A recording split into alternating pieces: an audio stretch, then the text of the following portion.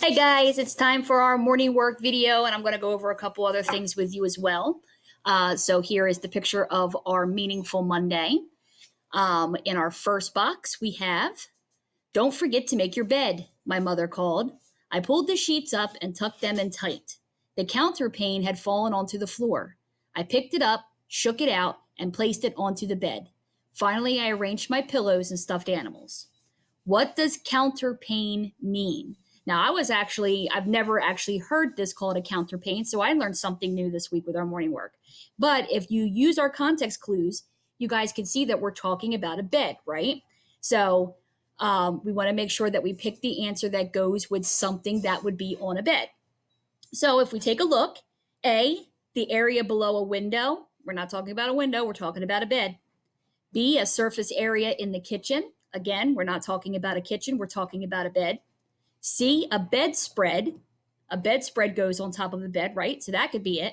Or D, the top of a table. We're not talking about a table, we are talking about a bed. So C would be your best answer. I'm trying some of this new stuff out. Not the prettiest circle, but it'll work. All right, into our next box. What is pollination? Pollination is the transfer of pollen from the stamen to the pistil. Insects are major pollinators. When an insect visits a flower, their body rubs against the stamen. While the insect continues to move around the flower to get food, the pollen on the insect's body rubs off onto the pistil. Without pollination, a plant would not be able to reproduce. Pollination leads to the food we eat as well as a healthy ecosystem. Okay, so we talked a little bit about flowers and pollination before we went on spring break. So this is just continuing off of that. So after reading that paragraph, what conclusion can be drawn from the text above? Okay, a conclusion is after reading all of that information, what can we say is true or accurate? Okay, so let's take a look at A. Pollinators make a negative impact on the environment. Well, they don't make a negative impact. They're very important to the environment, so we can get rid of A. B, pollinators do not have an impact on the environment. Again, they have a major impact on the environment, so we can go ahead and cross that one off. C, pollinators have little impact on the environment. They have more than just a little, okay? And then D, pollinators make a positive impact on the environment. They definitely are a positive impact on the environment because it helps pollinators are what help our foods grow and our flowers grow. So our conclusion or what is true or accurate from that statement is going to be D. There it is. And now synonyms and antonyms. Number one, disclose, conceal. When you disclose something, you let it be known. When you conceal something, you try to keep it hidden. So those two words are antonyms. Number two, distract and divert. If you distract somebody, you try to get their attention away from whatever it is that they're looking at. If you divert their attention, you're doing the same thing. You're trying to get them to not look so closely at something that they were looking at. So those two words are synonyms. And number three, conclude and begin. If you conclude something, you're ending it. If you begin something, you're starting it. So those two words are antonyms or opposites. Number four, the surface or the exterior. The surface is the outside or the top of an object. The exterior is the outside of an object. So those two words are the same or synonyms. And number five, a counterpane, which now we know is a bedspread, or a comforter. A comforter is also something that you put on top of your bed. So those two words are synonyms or same. All right.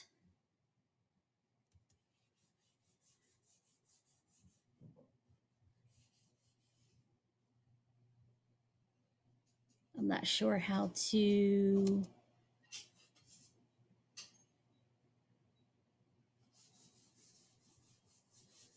We're going to go to our next one. We're going to go here. There we go. I figured it out. So I'll get my whiteboard for this one because it's going to be way too hard for me to try to work this out with that pen. All right, first box, multiplication Monday. Cody went to the garden store to buy seeds to plant a garden. He bought 6 packs of seeds. Each packet has 300 seeds in the packet. How many total seeds did he buy? So I hope you're paying attention to that word each. Each is our math magic word for multiply. So if he has 6 packets with 300 seeds in each, we are going to multiply 300 times 6. And you guys know how to do this the easy way. 6 times 3 is 18. Put your 2 zeros after it. So altogether, he bought 1,800 seeds. Okay. Annalise, I like that name, has $8.25 to share between herself and her 2 sisters. How much money will each person get? So $8.25, okay? And they need to divide that between the 2 sisters and Annalise. So our divisor is going to be 3. And we're going to do this just like we do regular addition or regular division, okay? So make sure that you line up your decimal point at the top, and we're just going to follow our normal division steps. Divide, multiply, subtract, bring down, and then bring it on back and start again. We're going to do it 3 times because we have 3 digits in our dividend, even though there's a decimal point there. So first thing we do is 8 divided by 3. The closest we can get is 2 times. 2 times 3 is 6. 8 minus 6 is 2. And then we pull down the other 2. Now we go back to the beginning. Divide. 22 divided by 3. The closest we can get is 7 times. 7 times 3 is 21. We subtract 22 minus 21, and there's 1 left over. And then we pull down our 5. Back to the beginning and do step number 3. 15 divided by 3 is 5. 5 times 3 is 15. 15 minus 15 is nothing. There's no remainder. So Annalise and her 2 sisters would get $2.75 each. Now, if you do a quick check, which I tell you guys always, always, always do your quick check, take your quotient, multiply it to the divisor, and see if you get the dividend. 825, which is what's inside of the house, so we know we are correct. They would each get $2.75. Michaela's aunt comes to town once every month. She gives Michaela the same amount of jelly beans on each visit. Over 6 months, she has collected 1,476 jelly beans. How many jelly beans does Michaela's aunt give her on each visit? Okay, so there's that word each, but we know she goes once a month, so she's been there over 6 months. She's been there 6 times. And the total jelly beans that she got is 1,476. We don't know how many jelly beans that she has given each time she's been there. So be careful with the word each, okay? If we set it up in a multiplication, it would look like this. But we're missing a factor. When you're missing a factor, you need to turn it into a division problem. So our dividend, 1,476, that's the total amount of jelly beans. How many times has she visited? 6 times. And then our quotient's going to tell us how many jelly beans she was given each time her grandmother came. So 4-digit dividend, we're going through those steps 4 times. Divide, multiply, subtract, bring down, then bring it on back. So we go to our first number, 1 divided by 6. You cannot do that, but you still are going to hold your place. 0 times 6 is 0. 1 minus 0 is 1. And then we pull down our 4. Second step, 14 divided by 6. We can only do that twice. 2 times 6 is 12. 14 minus 12 is 2. And then we pull down our 7. Now we go back to our third step. 27 divided by 6. The closest we can get is 4. 4 times. 4 times 6 is 24. 27 minus 24 is 3. And then we pull down our sixth and our last number. And now we go through our steps one last time. 36 divided by 6 goes in evenly 6 times. 36 minus 36 gives us 0, so there's no remainder. So every time her grandmother came, or not her grandmother, I keep saying grandmother, her aunt, every time her aunt came, she would give her 246 jelly beans. Let's quick check it and make sure we're right. Quotient times divisor should give us that number inside the house. Oh, I put the wrong number. 6. So 6 times 6 is 36. 6 times 4 is 24, plus 3 more is 27. And then 6 times 2 is 12, plus 2 more is 14. 1,476 is the same number that's in the house. So we know that we covered our buns, and our quick check meant that our answer was correct. Daily update. List 3 things you did this weekend. How long did they take you? Well, the main thing that my family has been doing, especially over spring break since we couldn't go anywhere, we decided to repaint our living room. And we've been working on it over 4 full days. Today's the 5th day. We're still doing a couple of things, but it's coming out really nice, and I really like it. So let's talk about some things that are changing, all right? You guys do not have to do any more exact path. Exact path is basically just review. We did that for a little while, but now where it seems like we're going to be out at least until mid-May, maybe even longer, the district does want us trying to teach you new material some way. So we're going to try a couple of different things. As you can see on here's today's Google Classroom with my post about everything that you guys needed to do. Make sure that you're filling out your attendance form, because that lets me know that you've read the daily assignments and you know what you're supposed to be doing. We're still going to be doing morning work. Just do the best that you can with it. Now we'll check that over with you at the end of every day on a video. You have a mandatory language arts assignment and a mandatory math assignment, okay? And then there's the digital choice board. Let me show you guys that first. That's located right here. Okay, so this digital choice board now is going to have some additional assignments on there and everything that you guys need for your special area teachers, Spanish, library, gym, music. If you go to RTI, there's an RTI corner here where you guys can check in and do some RTI review. There is art. And remember, we're also working on our Trash to Treasures project. I saw a couple of friends who did theirs already, and they look spectacular. And then there's a couple of other little boxes there with some other activities that you can do. Okay. Now, if you go up here, you'll see the week's language arts work and the Eureka math that we're doing for the week. If you go into here, it gives you like everything for the entire week in there, and it's a little overwhelming. So what I decided to do was I was going to chunk it up for you with daily activities. Okay, so only come to this choice board for your special areas and for a couple of additional activities if you're looking for something fun to do. Okay, so let's go up here and I will show you the math assignment.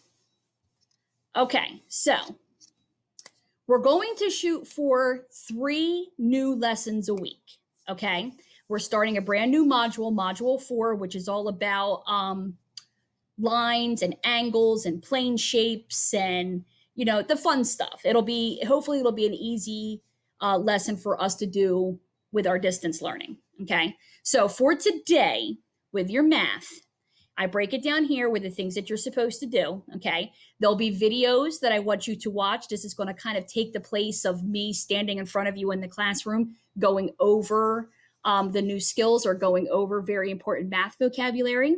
And then once you watch the video, then you're going to go to Zearn. Okay. So when you go to Zearn, you are going to need to know your login for Zearn. And it's slightly different from our normal login. So that's why I put this up for you guys to see. Okay, so if you take a look here, I'm just going to use Carter as an example.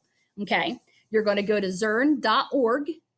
Your username is your lunch number and your initials. So for Carter, his is 35999CW. C for Carter, W for White. Okay.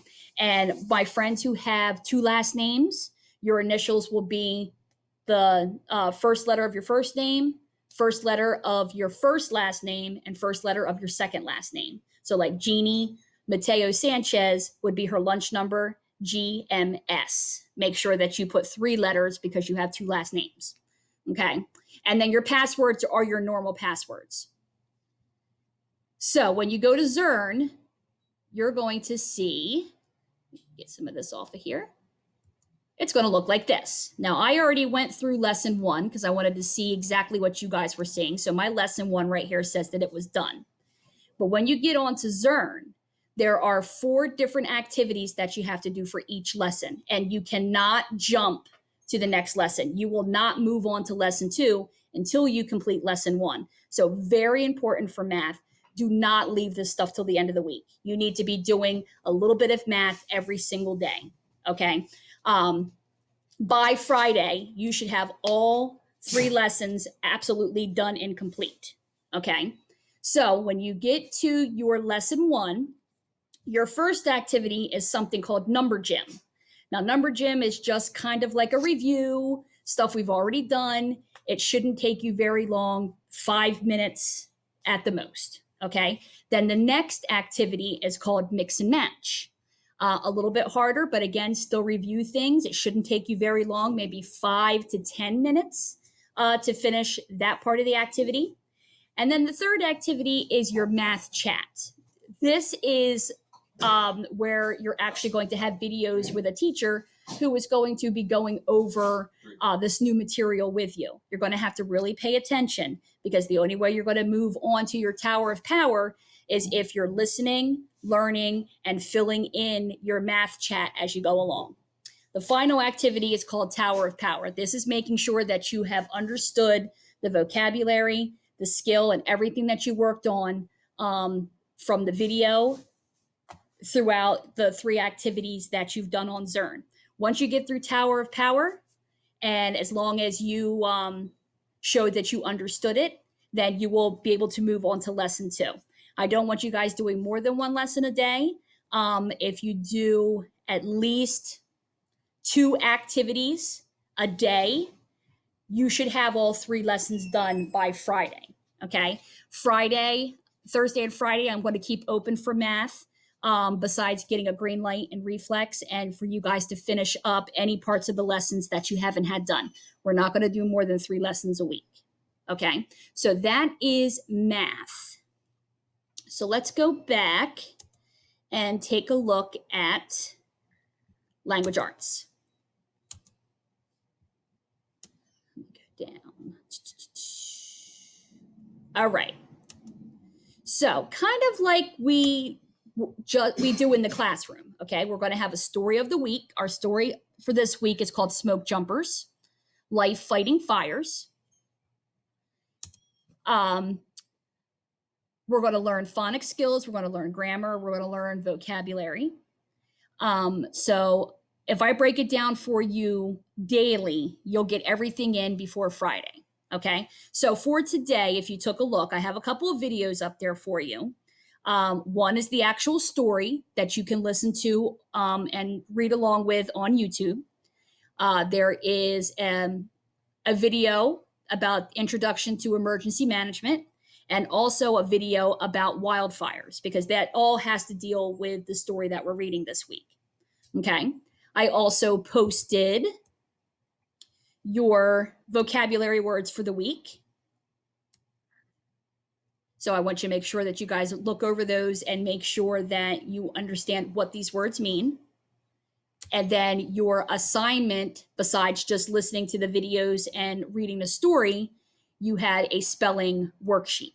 Okay. Now, unfortunately, you're not going to be able to type your answers onto the worksheet and then send it in for me. So what you could do if you have a printer at home, you can print this and put your answers on it. If you do not have a printer, it's okay. Just look at this, grab a scrap piece of paper and number it 1 through 20, and then go down and write your answers. Now, I will be going over these worksheets with you, but probably not until the end of the week because I want to make sure that everybody has an opportunity to get them done before I go over them. So Fridays, I'll have one big video going over all of your language arts worksheets for the week.